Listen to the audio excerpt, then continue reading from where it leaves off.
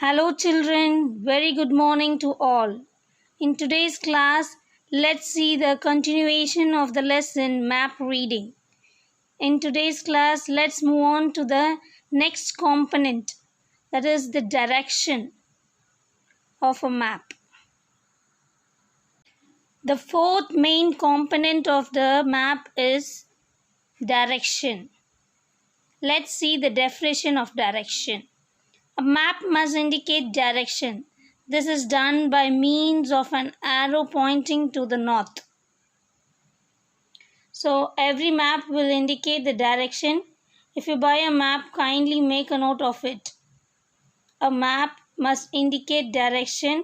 This is done by means of an arrow pointing. Once the north is located, it is easy to find the rest of the direction. Once the north is located, it is easy to find the rest of the direction. So north, east, south, west. This intermediate direction is called northwest. So this is northeast. So this part is the southeast and southwest. So even you can find the intermediation direction also. Direction on a map are often given with symbols called a compass rose, which also shows north. Direction on a map are often given with symbols called a compass rose, which also shows north. The fifth component of the map is called a source. Source means from where you get an information or the starting point. Source means where you get an information or the starting point. Let us see the definition. All map must show the source of the data used in the respective maps. The source should normally be given outside the frame of the map on the bottom right. Source means should be given outside the frame of the map. At the bottom right, for example, this map is from the GIS for education. On the bottom left, the name of the author, publishers, place of publication and year of publication must be given.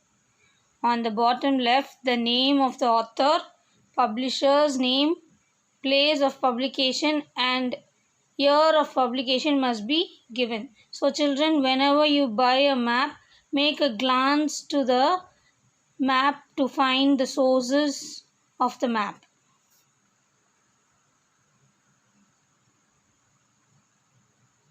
Next comes the sixth component of the map. Map projection and locational information. Map projection and locational information.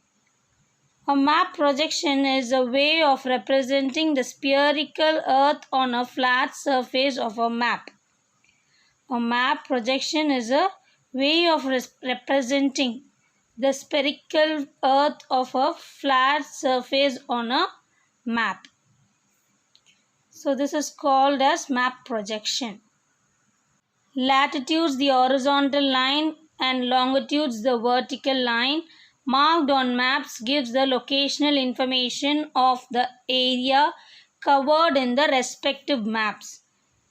With the help of the imaginary lines, latitudes and longitudes, we can get to know about the location of a particular place. The seventh component of the map is conventional signs and symbols. Next one is the conventional signs and symbols. Conventional signs are symbols used in a map to represent different features. The symbols are explained in the key of the map. So now let's see some conventional signs and symbols. For example, if you see such signs on the map, means it's battlefield, bus station, bridge, campsite, counter lines, footpath, lighthouse in use, heliport, information center, main road, motorway junction, railway line, public house, public telephone, radio and TV mast, power line, secondary road, viewpoint, windmill, parking. So these are some of the signs which is used to represent or which are used to give certain information on the map. With the use of these symbols, map can be drawn easily and the concept of the map can be understood well. There is an international agreement regarding the use of certain symbols. The symbols fall under this category are called conventional symbols. Other category is called contextual symbols, which are decided by the cartographers. So the symbols which are internationally accepted are called conventional symbols. Other category is called contextual symbols. I hope you all are clear, children. Internationally or worldwide acceptable symbols are called conventional symbols, whereas the other category of symbols which are used for our own representation is what we call contextual symbols. Now let's move on to the different types of maps. What are the different types of maps? First one is the relief map. Second one is the cadastral map. Third type of map is thematic maps. So relief map, cadastral maps, thematic map. Let's see one example and definition for each. So first one is relief map. Relief map is also called as physical map. The map that shows the physical feature of an area is usually called a physical map or a relief map. The map that shows the physical features of an area is usually called a physical map or a relief map. For example, mountains, river vegetation features are some of the physical maps. Their primary purpose is to show landforms like deserts, rivers, mountains, plains, plateaus, etc. These maps represents the overall picture of the local terrain. So we can get to know about the landforms of a particular place. Different levels of altitudes. Altitudes means height, and depths are also shown by these maps. Generally, the sea is colored blue and shallow waters are shown by light blue colors. So different levels, high to low and low to high. Shallow water, that is not that much deep water. Sea is blue colored, shallow water is light blue color. So this is the sea colored blue and shallow waters are shown by light colors. For showing altitude, that means height, the following order is observed from low to high: light green, light brown, dark brown, crimson, red, and finally white for the high altitudinal, that is the ice covered places.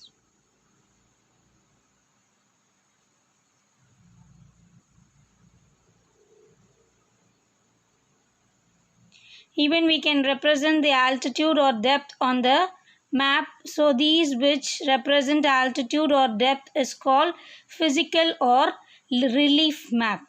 What map? Physical or relief map.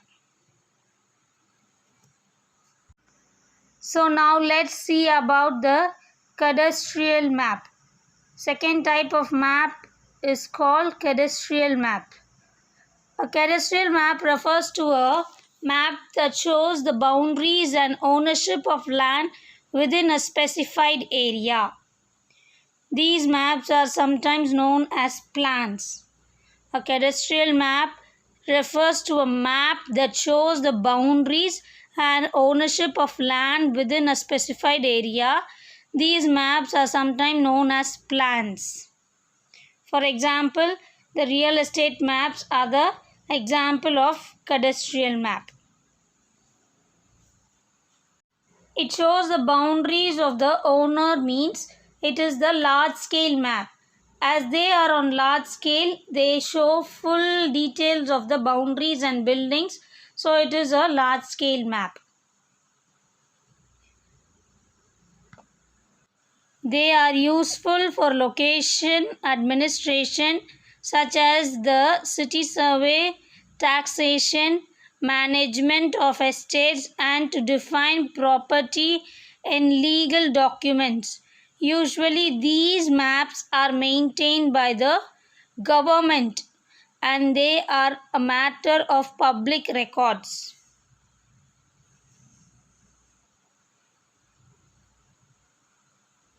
Now let's see the term cadastral. What is the term cadastral is known as? The term cadastral is derived from the French word cadastre, meaning register of territorial property. The term cadastral is derived from the French word cadastre, meaning register of territorial property.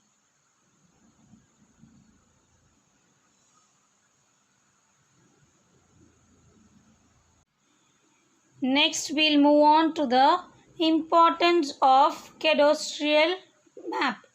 Importance of cadastral maps. Cadastral survey document the boundaries of land ownership by the production of documents, diagrams, sketches, plans, charts, and maps. They were originally used to ensure reliable facts for land valuation and taxation. So cadastral maps are maintained by the government and it provides details about the sketch of a particular place, plans, charts and maps, and the owner of a particular land, which is very useful during land valuation and taxation. Now let's see the scale of a cadastral map. How the scale is represented on a cadastral map. Cadastral maps commonly range from scales of 1:500 to 1:10,000. So cadastral maps commonly range from scales of 1:500 to 1:10,000. Now let's move on to the third type of map, the thematic map. The third type of map is called the thematic map. So the theme is based on a particular theme or a concept or a particular idea.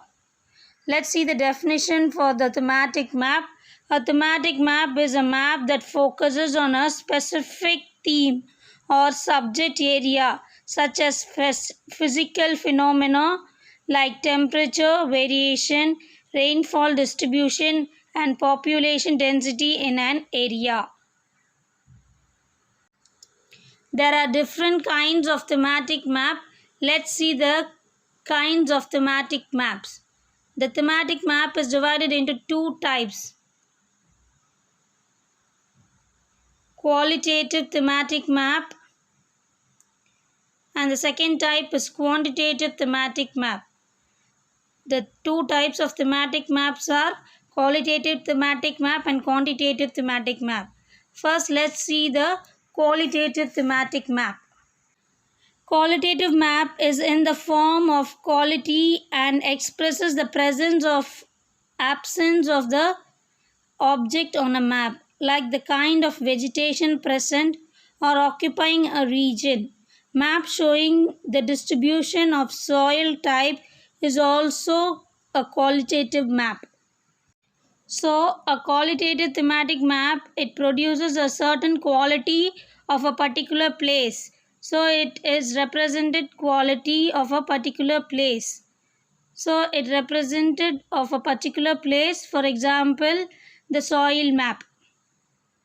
The second type of thematic map is quantitative thematic map. It represents the amount. It represents the amount. The qualitative map expresses the information of numerical values like elevation in meters. Elevation means height, temperature in degrees Celsius, etc. So now let's see the different types of quantitative thematic map. The first one is the Koropellet map. Koropellet mapping. Let's see the definition.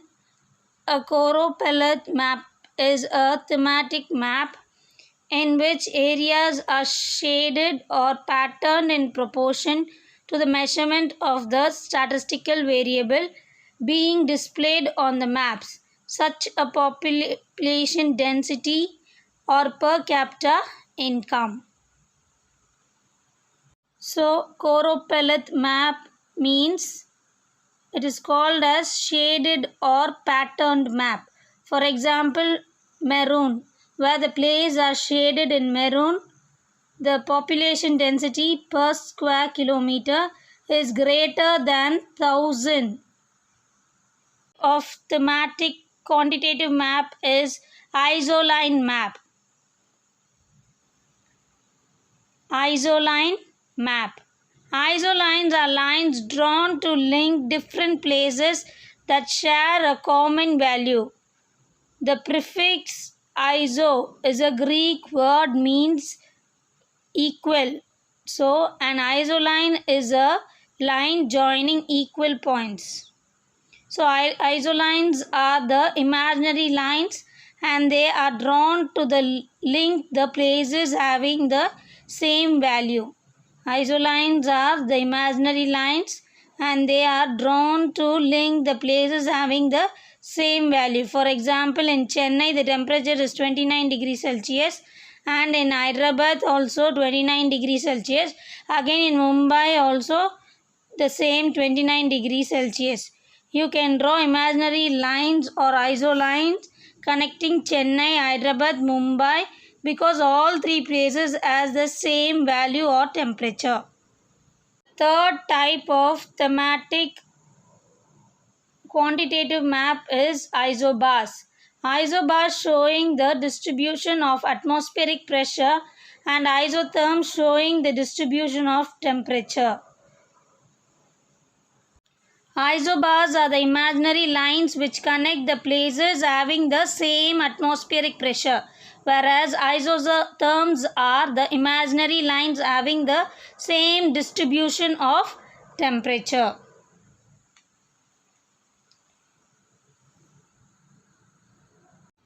The next type of quantity thematic map is dot density map.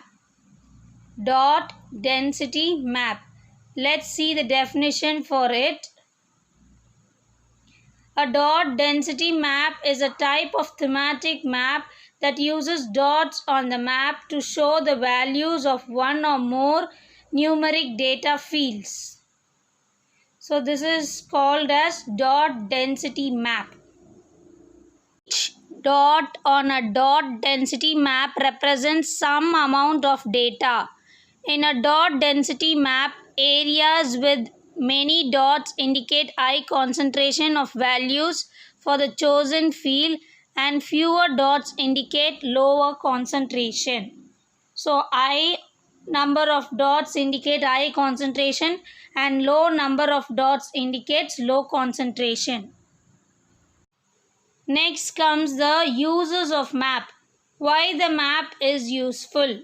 To find the location of objects and places.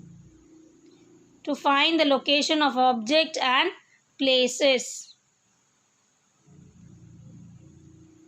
To find the transportation routes. To find the transportation routes. For example, land route and rail route.